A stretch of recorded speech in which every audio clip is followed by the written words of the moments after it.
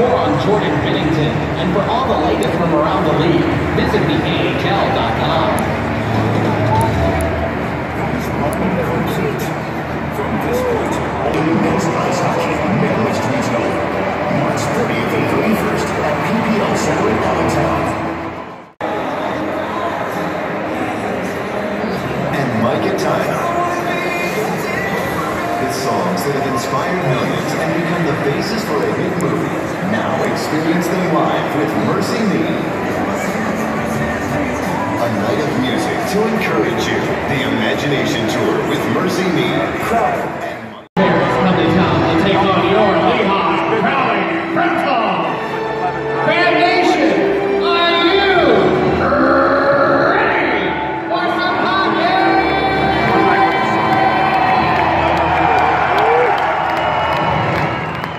First, let's welcome Bo Tyman and your Phantom Sports Energy Team, PPL Center. It's Girl Scout Night. If you like cookies and seeing the Phantoms win, let me hear you. Oh, if you want your yelling really loud, quick. And number 24, Reese for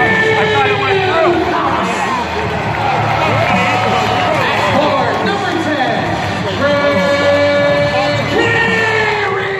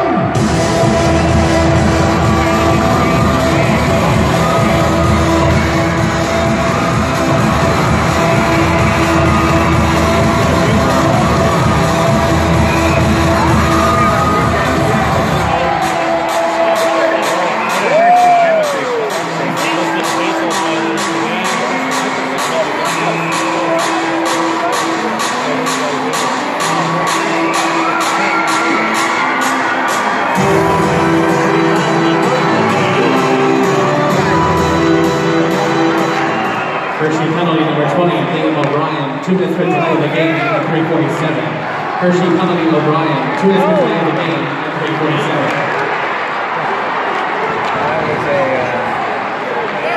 That was a strange one.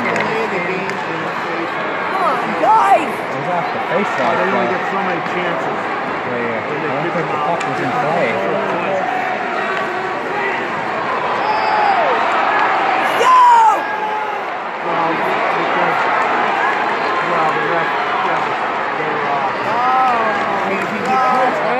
Oh, come on!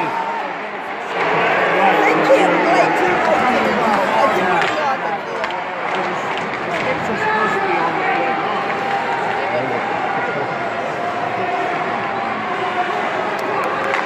They played so good last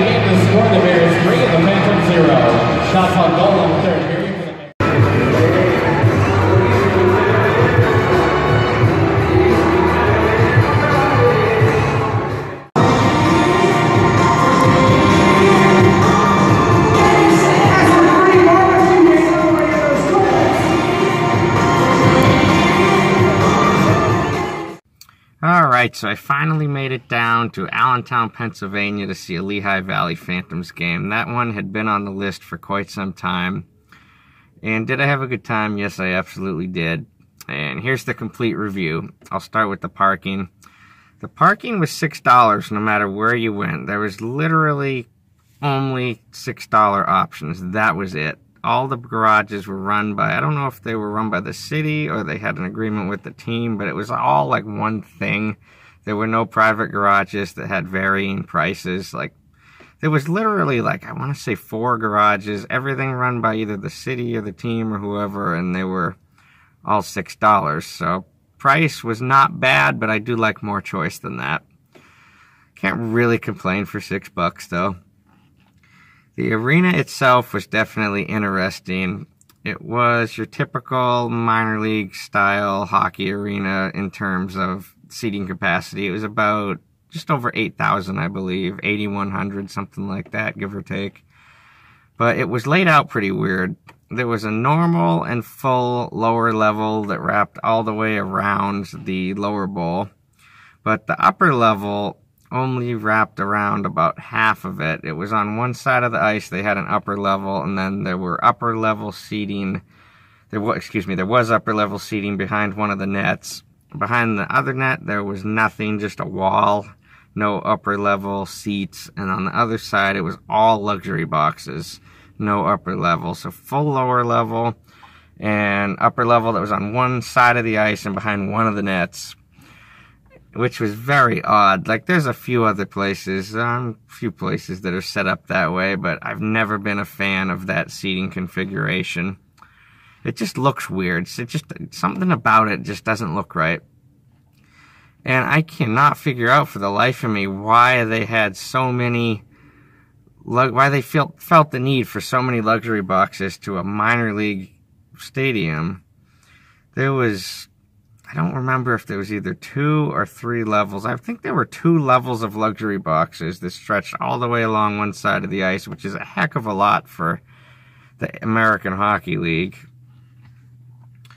And of course, there were about half or maybe a little more than half of them were vacant, roughly speaking. So I won't beat a dead horse, but that certainly struck me as odd.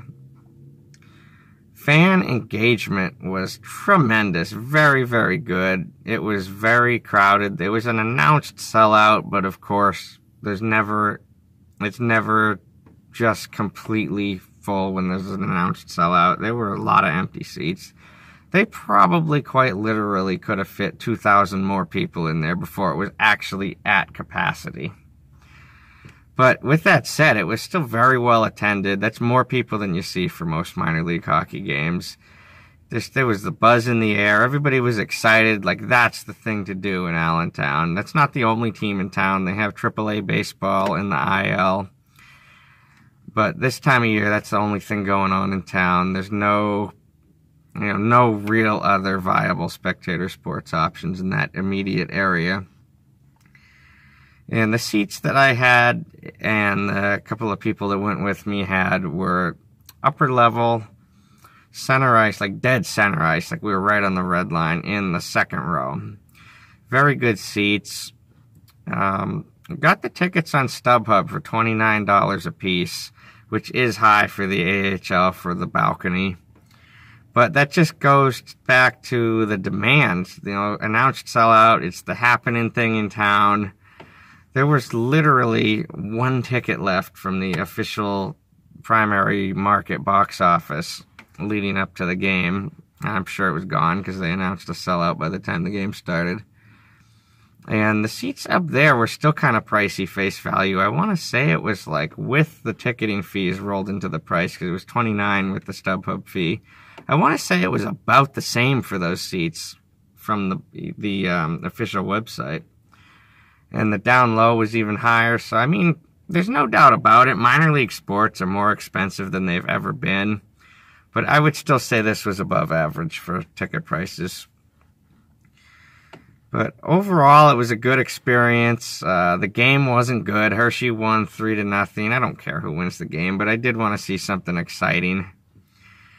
And Lehigh Valley just played as poorly as I have ever seen a hockey team play in one game. They literally had like 2 shots on goal the entire second period, got outscored, just outshot, just outplayed at every turn. So we didn't get to hear what the goal horn sounded like, which was a major disappointment. I love the goal horn anytime I go to a hockey game. But as much as I run around traveling and going to games and stuff, I'm sure I'll be back at some point, even if it's not too soon. So that brings me to the only negative thing I have to say about the whole experience. The merchandise. Anytime I go to a game that's like out of my local region, like, you know, I go that far for a game, I like to get a t-shirt for a souvenir, and I intended on doing that at this game, but I didn't because the prices were just completely outrageous. So they had like a couple of like, you know, just plain white t-shirts with like the team logo that I don't remember how much those were, but that's the crappy shirts. I want a good one, like a team color shirt, maybe a player tee, something like that. But the prices were crazy. The cheapest like decent t-shirts they had were $38.99, and they went up to like $40 something for the good t-shirts, which is crazy. To put that in perspective, when I was at the St. Louis Blues a couple months ago in the NHL, I got literally the best t-shirt they had, like a brand name player tee, and that was only like, I think, $32. So that, I mean, crazy prices in there. The jerseys were $130, which is the same as you'd pay at an NHL game. Those jerseys, I think, are still $130 for, you know, the National Hockey League arena shops. But minor league, I expect to pay a little bit less because it is minor league. Yeah, so I didn't get anything. That was a little bit of a disappointment. I mean, I could have afforded it, but I was like, why? Why am I going to pay like $40-something for a t-shirt? So anyway, I'll move on. I've been on that for a while now. But other than that, it was a very good experience. I would go back. Fan engagement was really, really good. Like, it was full. Not full, but I talked about that a minute ago. It was crowded. Not full, but it was crowded. And the fans were really into it, not just, like, one group. Like, there weren't just a bunch of younger people into it. There weren't a bunch of older people. It was everything across the board. Like, there was a woman who must have been at least 70 years old sitting directly behind me that was really into it, just getting so pissed off about how poorly the Lehigh Valley Phantoms were playing. She was pretty vulgar too, which I don't mind. I enjoyed listening to her the whole night. You know, cursing at the team, just saying how bad they were playing. And there was another, probably husband and wife that were in their like probably mid-50s sitting in front of us in the first row that were really into it. They were just right pissed off about how the team was playing. Then there's another guy kind of over to our left, 10 seats or so, that was silent the whole night until midway through the third period. I guess he had just had enough. He started hollering and screaming about the team, and then, you know, some people started to get up and leave, which I don't like when people leave early, but it happens. So, yeah. And something that was pretty strange was they had the most interesting Zambonis I have ever seen in my life. They had 3 of them, but only 2 actually cleaned the ice. So they had that one sponsored by the plumbing company that had like the faucet coming out the back. That must have cost a few bucks to make that thing. And then they had another one sponsored by Peeps, the candy. What are they? There's like those little yellow, like marshmallow candies. And they actually had a peep on top of the Zamboni, like bright yellow. That was really interesting. But the most interesting of all was the third Zamboni, the one that doesn't actually clean the ice. It was just hollowed out on top, and it was just seating for like, I don't know, 10, 15 people were just sitting up there riding around. So, I didn't know what to make of that, but it was pretty interesting to see all of those. And then another thing that was something you don't see everywhere at the arena. This arena was about, I think it's about 5 years old, roughly speaking. I'm pretty sure it's 5 years. They had a beam way up at the top of the arena, like 2 of them. One that was orange with the Lehigh Valley Phantoms logo, and then another one right next to it that had a bunch of signatures and what looked like Sharpie on it. way up in the rafters. Cue pictures now.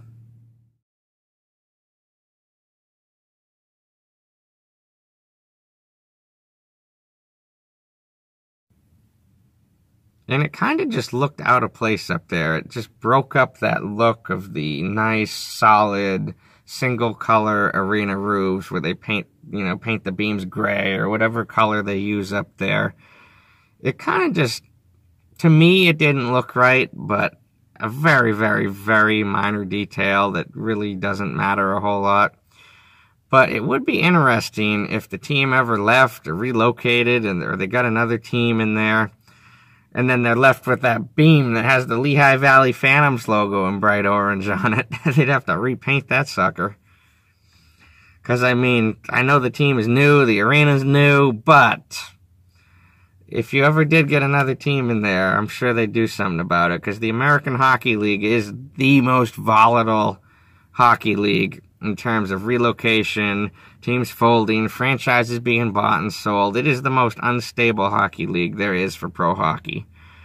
Like, I could talk about that for 5 minutes, but I won't. Very, very comfortable seats. One of the most comfortable arena seats I've ever sat in, I think. Every seat, upper level, lower level, every seat in the place had a cushion, and they were quite comfortable. Cue picture now.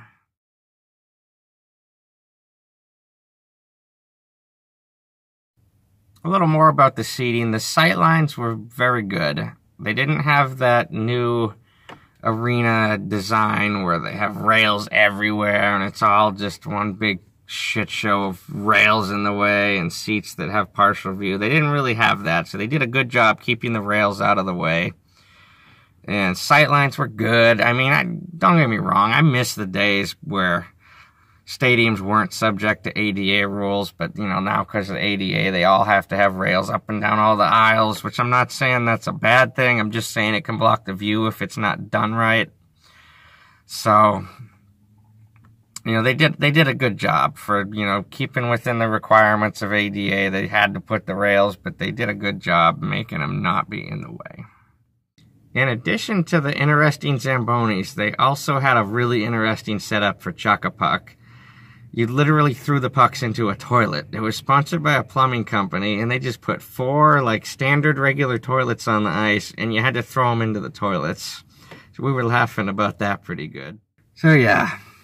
Alright, this video's already long enough. I'm going to end it here. But I would recommend going to a game there. Just be aware that the merchandise is expensive. The tickets are kind of expensive. But parking is not really that bad. It's just $6. So you can look for more travel vlogs coming up because I'm going to Nebraska next week and I'm also going to Florida next week. So stick around for those videos. I'll talk to you then.